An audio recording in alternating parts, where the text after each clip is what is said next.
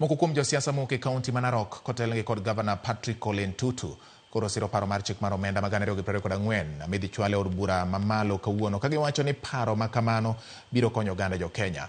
Koloso e kar chung' od bura ma Emurua Dikir e kinde nyasi mar chiwo basari maromo $41 ne jopuonjre, Ntutu odok ne jatend piny William Ruto kowacho ni osekelo kanyakla jokanyo mag sectors mopogore opogore mar kawo pachgi ewi paro mar chik mar omenda mageto juogo osuru kuom mwandu mochuno kuom jopiny.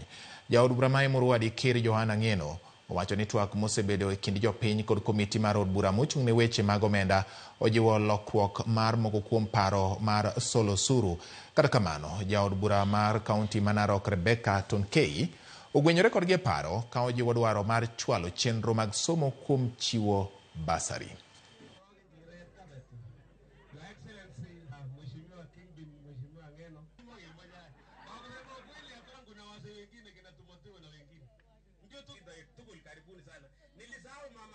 Hii finance bill tunajua Wakenya wamezungumza kwa wingi, kwa urefu.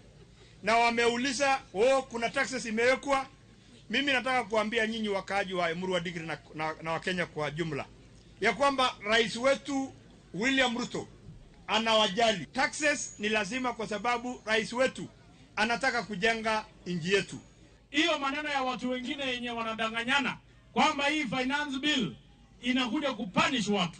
Hiyo bill tunaitable na tutahakikisha kwamba ile maneno ambayo wananchi walisema is punitive imeondolewa, so that wakati tunaenda kupigia kura, tunapigia kura bill ambaye haitakuja umiza mwananchi. Kwa hivyo nataka nihakikishie nyinyi, mimi nafanya kazi na serikali, nafanya kazi na rais Ruto, kwa sababu hata na yeye pia tayari nimeona kazi mzuri amenisaidia kwangu North. Si lazima tu tuwe na upinzani usio na maana.